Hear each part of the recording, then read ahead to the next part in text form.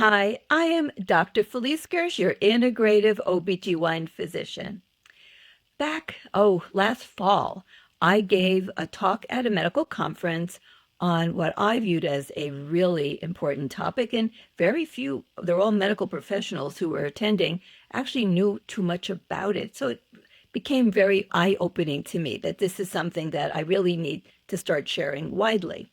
And so now I want to share it with you. It's quite complex, but at least understanding the basics is going to help you to really understand what's happening as your body transitions through the perimenopause and menopause years regarding how your mood and sleep and immune system is working. So what we're talking about is the impact of hormonal deficiency. Well, it starts with insufficiency and ultimately with deficiency of those vital life hormones, estradiol and progesterone, and how it impacts on the emotional system and what is the underlying causation, what we call the root cause, relating to the gut microbiome, mitochondrial function, and the autonomic nervous system. So let's start at the beginning. It turns out that, as you already know, these vital hormones, and I'm going to predominantly emphasize estradiol here, but don't think progesterone doesn't count, and I'm going to touch on it as well. So these hormones, and I'll focus, like I said, on estradiol, have tremendous effects in every organ system. There are receptors everywhere. And estradiol is widely recognized in the research world as being anxiolytic. That means it reduces anxiety. It helps promote quality sleep. And this was discovered years ago, that even if you can lower the onset and the significance and the seriousness and severity of night sweats and hot flashes, women in menopause still have some really significant alterations for the negative in their sleep. And this, of course, was based on very low dose hormone doses. So, and we need to get more studies, that is for sure. But I can tell you, I'm seeing remarkably better results when I give what I call biologically compatible doses of these hormones rather than the tiniest doses. Like everything I always talk about, dose matters. We want optimal, not the smallest, optimal. That's the buzzword. That's the key phrase that we want you to think about. So, in the brain, let's start with the brain and then we'll work around the body. In the brain, estradiol has tremendous effects on the production and function of receptors and production of neurotransmitters. Now, neurotransmitters you've probably heard about, they're really key for all kinds of things that are happening in the neurological system. That's like the communication between neurons. Well, you probably heard of serotonin. Serotonin is the neurotransmitter that you're trying to increase when you use SSRIs, serotonin reuptake inhibiting drugs. Okay, the idea is that the serotonin will stay longer in the synapse and therefore there'll be effectively more of it because there'll be less of a speed of degradation. So serotonin is often talked about as the feel-good neurotransmitter, one that makes you feel happy and comfortable.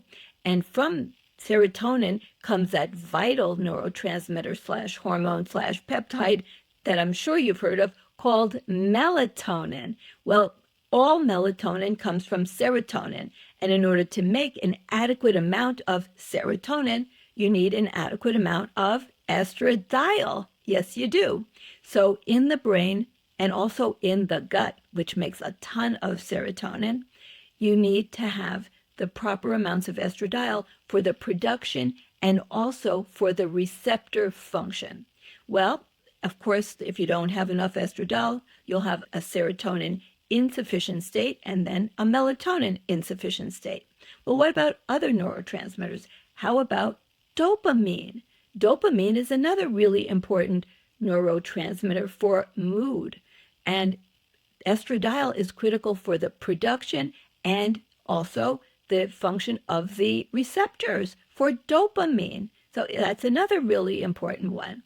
And what about acetylcholine? Well, acetylcholine sets memories in the brain, but it also, in the autonomic nervous system, It's the key neurotransmitter for the vagus nerve. And if you don't have enough estradiol, you're not going to make enough of the acetylcholine from the vagus nerve. And then what happens is you have more sympathetic, which is sympathetic as in stress, dominance. So your state of being will be that so-called fight or flight state instead of the so-called rest and digest state when you have the dominant, which should be the baseline, which is dominating the body, should be parasympathetic, also known as adequate vagus nerve function, vagal tone. So that's one of the reasons why all women, as they are transitioning into the perimenopause and menopause years, will have alterations in their production and function of these vital neurotransmitters, and that translates into mood alterations. Well, let's touch on progesterone. Well, there's another really important neurotransmitter that is called GABA, gamma aminobutyric acid. So GABA is the inhibitory neurotransmitter. So what does that mean? Well, in the brain, it's that yin-yang thing. There's the stimulating neurotransmitters that make you awake and alert and focus, good memory. And then there's the inhibitory that allows sleep and sedation and sort of calming. So if we look at the neurotransmitters in the brain, the one that's activating is glutamate, also regulated by our friend estradiol. That's why estradiol makes you more awake and alert. Memory is good, okay? Now, there are drugs that can also bind to these receptors of these neurotransmitters. So what about for glutamate? Those are the activating drugs, the ones that are uppers, like amphetamines. That's why they give amphetamine, variety like Ritalin, to people who have ADHD, attention deficit disorder, because it helps them to have better focus and memory and awakeness. They give amphetamines to pilots and others who must stay awake so that they don't have an accident, because it helps them stay awake. Of course, we know this has been abused as well. And what about the opposite one, the inhibiting one, GABA?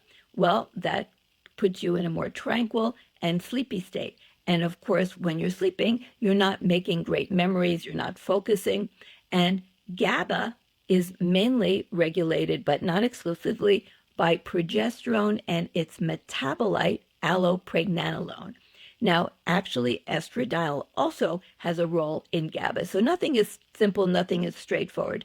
And progesterone acts as sort of the counterbalance, but not exclusively. It actually can activate in some places in the body serotonin, while progesterone downregulates it elsewhere. The same thing with dopamine. So it's not clear, it's not simple, but in general, these hormones, this is the takeaway, they are vital for modulating, regulating the production and function of these vital neurotransmitters that have a huge impact on mood and sleep and, of course, focus and cognition.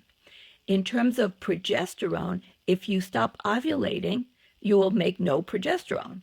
By the way, these hormones are all called neurosteroids. So the brain does make estradiol. The brain makes allopregnanolone from progesterone. The brain makes progesterone, but not in enough quantity after menopause, because that's where the bulk of these hormones were expected to be coming from. So yes, we do still have some. It's not what we have zero, but we typically don't have enough.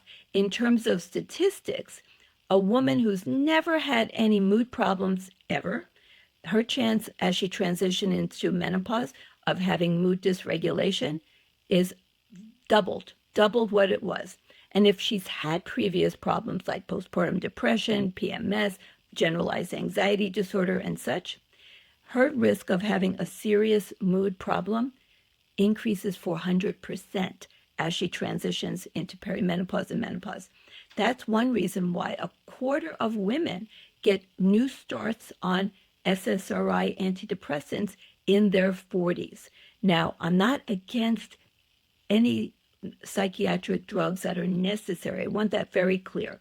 When women have terrible depression, we don't have enough data to say, well, we can totally resolve it by going on hormones. I have seen in my practice that it is incredibly beneficial, but please, for serious depression, it's really important to work with your own professional healthcare providers and psychiatric care and therapists. Please don't just say, I want some hormones. That doesn't mean that hormones aren't important. It is very important to be on hormones, in my opinion, but maybe necessary but not sufficient. So don't underestimate. Many women are very benefited by these drugs that are used for psychiatric conditions and emotional problems. In addition, we have the sleep problems, of course. And sleep, when it's dysregulated, has tremendous effects on mood and metabolic health. When women are not sleeping well, which happens pretty universally, it's not a question of if, it's how bad, how much. So that's where the variation comes in. So for women who have really serious disrupted sleep, they're going to have higher rates, not just of anxiety and depression, but of metabolic problems like insulin resistance, diabetes, heart disease, weight gain. So these are like really significant things. That's why everything links together, okay? So it's really, really important. And in the brain, that's the most energetic organ of the whole body. It needs the most energy. Well, it turns out that estradiol is critical for the function and health of mitochondria. Mitochondria are and they do more than this, but they're the energy producers of the cell. Well, when the mitochondria are not working as well, your brain literally has less energy. And of course, a lower energetic brain is not going to be as happy and functional. And that's another big problem. And then what about the immune system? The immune system is modulated by estradiol and progesterone. Progesterone is very anti-inflammatory. So it turns out that after menopause and during the transition into menopause, the immune system becomes more pro-inflammatory. It takes a lower trigger of inflammation to trigger a bigger inflammatory response. And what's one of the biggest triggers? The gut. Well, it turns out that the gut microbiome is very heavily impacted by the autonomic nervous system. That's why vagus nerve activation is often talked about as rest and digest. You have proper motility. Remember, the autonomic nervous system controls everything we don't think about, like digestive processes, which includes motility of the gut. And motility has a big effect on what happens inside regarding the microbial population called the gut microbiome. Well, it turns out that estradiol is also a very important piece of the puzzle in maintaining an optimal gut microbial population. And in fact, when we have the right gut microbiome in conjunction with our own cells, the Paneth cells and the goblet cells, we make this protective mucus protectant lining that keeps all the toxic chemicals and microbes away from the actual lining cells of the gut. Well, without the right gut microbiome, you're going to lose that protective mucus coating, and the toxic chemicals and such in the gut come right up to the lining and dissolve away and cause degradation of the little fibers that hold the cells of the gut in tight conjunction. They call them tight junctions. And then the contents leak into the body proper. That's what we call impaired gut barrier or leaky gut. And that creates more and more inflammation. And the immune system is more pro-inflammatory. It erupts in even more inflammation. And then this travels around the body, including to the brain, which affects cognition and sleep and mood. Of course, it does other things in other organs, but we're not focusing on them right now. That's why nothing is about just one thing. Everything is about everything. So that is a really important thing. And the gut microbiome, in conjunction with our own lining cells and enterocytes, they make all kinds of neurotransmitters and vitamins, and they make peptides like GLP-1. That's why women have dysregulated, I mean, there's more than that, but that's why women have dysregulated appetite and metabolic functions and glucose dysregulation as they transition into menopause and thereafter, because there are special cells in the gut, the enterocytes, actually kind of degrade because we don't have the proper microbiome and the proper support to keep them healthy. What else keeps them healthy? Well, it turns out that a short chain fatty acid keeps them healthy. The main one is called butyrate. Butyrate is a short chain fatty acid produced by the action of the gut microbes on the fiber we eat, and that is called fermentation. And what happens when the gut microbes have enough fiber, the right kinds, and we have the right gut microbes there to do the job, we make all of this wonderful stuff called short chain fatty acids. And butyrate they're all important. There's butyrate, propionate, and acetate. They're all important. But butyrate has sort of been this star, okay? So butyrate actually is a short chain fatty acid. So it's a fatty acid. It actually acts as food for the gut lining cells to keep them healthy. So not enough estradiol, not enough fiber. If you have a lot of toxic chemicals in your food, then what happens? Well, you obviously are going to have a problem maintaining the health and function of these lining cells that make these vital peptides like GLP-1. So it's important that you eat a lot of really healthy fiber foods. And I don't mean just taking a supplement of fiber. I mean eating lots of beans and other kinds of legumes and root vegetables and the ancient grains. And make sure you have nuts and seeds. These are all like really important foods. Of course, I'm totally in favor of having some healthy fats. You have to have healthy fats. That's why they call them essential fatty acids. You can't survive without them. But you need these high fiber foods, which of course are carbs. That's why I'm always defending carbs. Carbs is not a good or bad, thing intrinsically. It's what kind of carb are you eating? Okay, if you have a diet that's devoid of these vital fiber foods, you are not going to have a healthy gut microbiome, and you're not going to make the right short chain fatty acids, including butyrate, and you're not going to have a healthy gut lining. Well, it's even more than that. Okay, it turns out that butyrate actually can get out of the gut, get into the blood, and then circulate and go to the brain, where it actually makes the brain happy. It's like brain food. So the butyrate actually works to make your brain happy too. And there are actually receptors for butyrate on the vagus nerve. So it activates the vagus nerve. That's why there's this incredible link, the gut-brain axis. And you could call it the gut-brain immune axis, because when you don't have the right foods and you have all this toxic stuff coming out, it activates the immune system to be in a pro-inflammatory state, which only makes things worse. So you can see how it's like this snowball effect, how everything goes awry when you don't have the right hormones, you don't have the right food. Of course, if you eat all the wrong foods when you're young, you're not going to have the gut microbiome making the right short-chain fatty acids either. And then what links to that, of course, all of this is the liver. So these important short-chain fatty acids actually communicate with the liver through the enterohepatic circulation, the connection between the gut and the liver. And when you don't have the healthy gut, you do not have a healthy liver, and then you don't detoxify properly, and then you have a buildup of various types of toxins, biotoxins, and chemical toxicants, which circulate.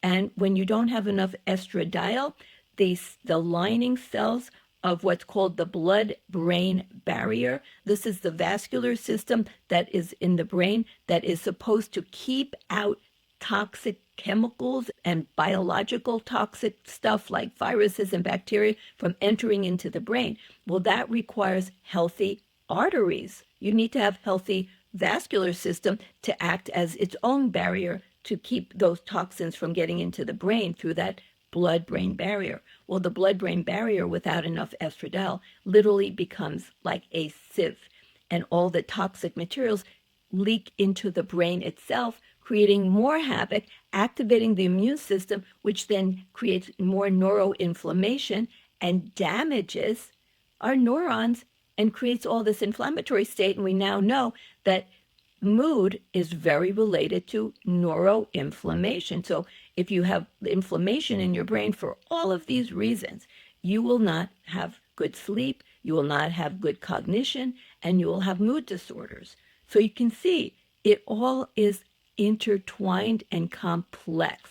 So what do? We do it all, okay? That's where you have to work hard on restoring the healthy gut microbiome by eating the right foods and giving the right supplements to support the health of the lining of the gut. You want to work very hard on getting adequate sleep by, if you need to, you can take some adrenal adaptogens, which I love. They call them adrenal adaptogens because they help to control another really important hormone that I have yet to mention, but now I'm going to, called cortisol. So when you have a lot of stress and you have all this inflammation, it affects the adrenal gland. So part of the sympathetic activation of the stress part of the autonomic nervous system is adrenergic, adrenal. So the adrenal gland initially, later, it makes less. But initially, this can go on for years, it makes too much, too much from our health point of view, too much cortisol. Now, this is supposed to happen when we have acute stress because it can be life-saving. But when you have chronic stress, and menopause, perimenopause leads to chronic, unrelenting stress, that's why it leads to chronic inflammation that they call like inflammaging. And when you have this chronically high cortisol, it also, in conjunction with not having enough estradiol, dysregulates the master clock that sits atop the optic nerve in the hypothalamus of the brain that controls what? Your vital circadian rhythm. So essentially, all women transitioning into menopause are jet lagged, functionally jet lagged. And we have a ton of data on jet lag. It affects you just the way like lack of adequate sleep does, because you don't sleep well when you have that problem, and you end up having more insulin resistance, depression, anxiety, weight gain. It's just a huge problem. Heart attacks and strokes over the long haul. So this is a very big deal. In addition, when you have this dysregulated cortisol, it totally dysregulates your appetite, and it's often flipped. So you're tired in the morning when you should be activated and alert, and you're like more alert at night, or sometimes you're not active at night either. You don't feel alert at night, but some people feel like they're night owls. But it also activates your appetite in a dysregulated way. So you have often no appetite at all for most of the day, and then you become really hungry in the wee hours of the night, which is really contra to being healthy. So this is part of that stress reaction when you don't have enough estradiol or progesterone. So this is a really, really important thing. Now, I mentioned GABA. I just want to come back and mention allopregnanolone. That is the metabolite of progesterone that actually activates the GABA A receptors. And that is very important. And you want to have the right amount. That's why when you have the right amount of progesterone, and I'm favoring now vaginal, when you have the right amount, the brain will convert it. You don't have to do it in the liver. The liver will do it too, but the brain will convert it to as much allopregnanolone as the brain actually needs, instead of getting a giant bolus. Because remember, too much of a good thing is a bad thing. We're not trying to sedate our brain into oblivion. We don't want to not be able to make memories and be awake and alert and focused, but we do want to be able to sleep, and we do want to have calmness, and we don't want to be in a state of chronic high-level anxiety. So we need our progesterone. That's why I speak over and over that even if you have a hysterectomy and you're, in menopause, going into menopause, you need progesterone. It's so short-sighted, and I don't know why this is not widely known, that progesterone isn't just about the uterus. There's nothing in the body that's single-tasking. There's not an enzyme, there's not a peptide, there's not a neurotransmitter, there's not a hormone that does one thing in one organ. That's why it's so critical to know what everything does and where. So in the brain, allopregnanolone is made from progesterone, and it's really important for calm and sedation, and it also is brain protective, and it's an anti-anxiety and antidepressant, and so is progesterone itself. So all the action and benefit in the brain is not by converting to allopregnanolone. Progesterone has its own special receptors and helps maintain and repair the myelin sheath. That's like the insulation of nerves. So you need the right amount of progesterone. You don't want too much. You don't want too little. The same thing for allopregnanolone. So that's my little pitch there about the importance of progesterone, regardless of whether you have a uterus or not as you're going into menopause. And I wish this would become universally accepted because it's totally scientific and tons of data is available if you research it like I did. Okay. So the bottom line is when you go into perimenopause and menopause, you will go into a stress state. And it's not a question of if, it's a question of how much. So everyone's different. Some it's very tiny and some it's extremely horrific, like incredibly horrific. The anxiety, depression, the sleepless nights, the just feeling horrible. And it affects the gut, the neurological system, peripherally, the autonomic nervous system that controls everything we don't think about, the central nervous system in the brain, the immune system. All of these systems interconnect. And then there's the mitochondria that create energy. So you have to work on gut health through food and optimal supplementation and timed eating. You have to work on the brain. Oh, I started talking to you and then I got sidetracked about the adrenal adaptogens. Well, I mentioned now that you get really high cortisol production initially because you have all of this stress.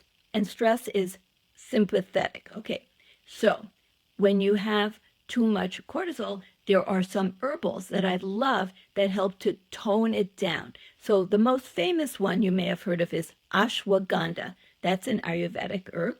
And I call it the great leveler. If you're too stressed, it brings you to a happy sweet spot. If you're too down, it brings you up to the happy sweet spot. So ashwagandha is great. Also can help calm you, so it can help promote sleep. Also happens to be good for your bones. See, nothing's good for just one thing. Bacopa, another Ayurvedic or Indian herb, it makes you smarter and calmer. It also reduces anxiety. Very, very safe. Then extract from green tea. L-theanine is great. And then what about magnesium? Most of us are deficient to some degree, sometimes a great degree, in magnesium. So taking like about 400 or 500 milligrams of magnesium glycinate in the evening will help you to sleep. So those are some of my favorites, but there are so many others. Lemon balm, there's passion flower. So all of these are great. There's Chinese skullcap, Shishandra, magnolia. There's a lot of adrenal adaptogens that are calming, okay? And if you feel brain foggy, my favorite is rhodiola, okay? But bacopa is really good for having better cognition as well.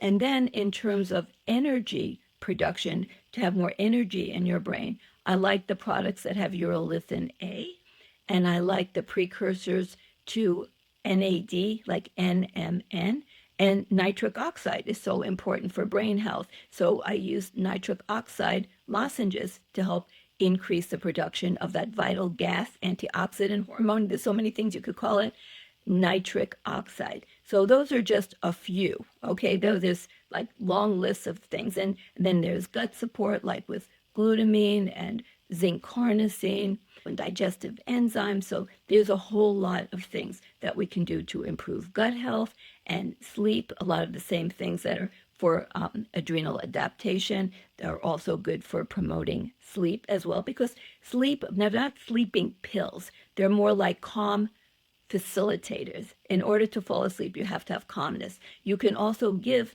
supplements that are designed specifically to increase GABA. So the ones I use are called GABA, okay?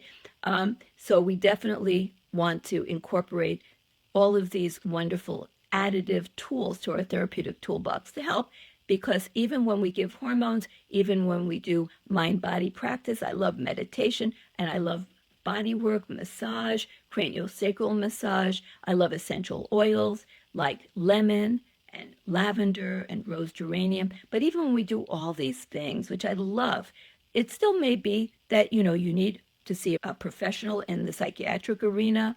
You still may need to do other things. So, I don't want you to think that everything under the sun can be repaired and perfectly treated with what I call green medicine. But it should be something to look at, especially when your symptoms are not incredibly severe, at the early stages. And these are things that I always put into my therapeutic toolbox. So menopause is going to give you more stress. And it's because of hormonal changes, gut changes, immune changes, leading to brain changes, autonomic neurological changes. Yes, it's complex. This was a lot. I'm not giving you a test, but I want you to realize that many healthcare professionals are just not thinking of all these things. And now you will. So hopefully this helps you to understand what you're going through and what you can do to make your life better.